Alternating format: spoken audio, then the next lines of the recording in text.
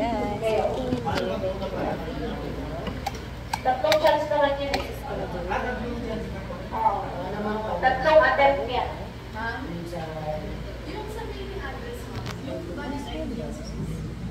Oo. Okay. Kasi ang certificate nyo naman, e-certificate yan eh. Sinisend nila yan through email.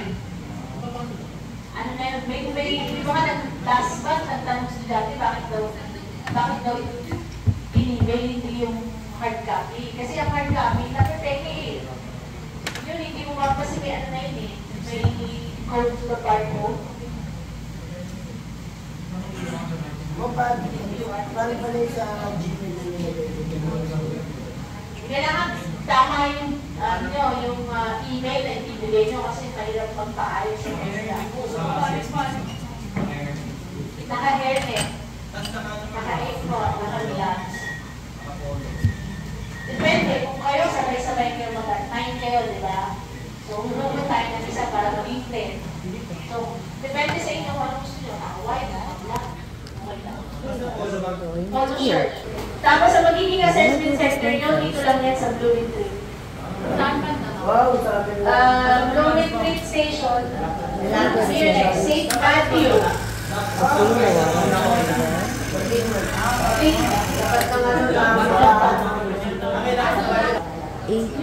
Kasama rin sa Binayaan. Bibili kayo doon. Pababa mo marami doon. Palengke yun. Oh, nandun na yun. Guys, 860. Basta bago kayo mag-assessment, We're gonna go mag-practice pa. 860. Parang group, kung sino yung mauna.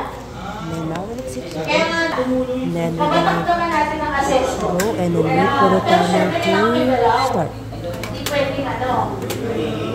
Okay? Ang gagawin nyo lang naman kasi doon, pero may interview ito ha. It's not working. Where's the water? Kasi yung last part ng No. assessment talaga, one-on-one interview with the assessor. Baka nga possible ma-meet niyo yung assessor niyo sa last day natin, sa Friday. Actually, hindi naman yung last day natin yun, pero meron pa kayong time. Yun na lang, ang available is umaga lang. Yung mga magpa-practice while waiting sa schedule. Yung magpa-practice mag-steam, o gusto lang mag-practice ng manual brewer. Actually, doon sila nakatutok sa manual. So supposedly guys, when this opens, I will still put the timer, but I put timer first before that. So yeah. Ano tinatanong mo yung mga So yeah. Okay, ganito yan. Sa assessment, diba, ang gagawin nyo, may oras na doon. 4 espresso in 4 standard to shortcut. Baka mamaya sabihin nyo shortcut. O sige.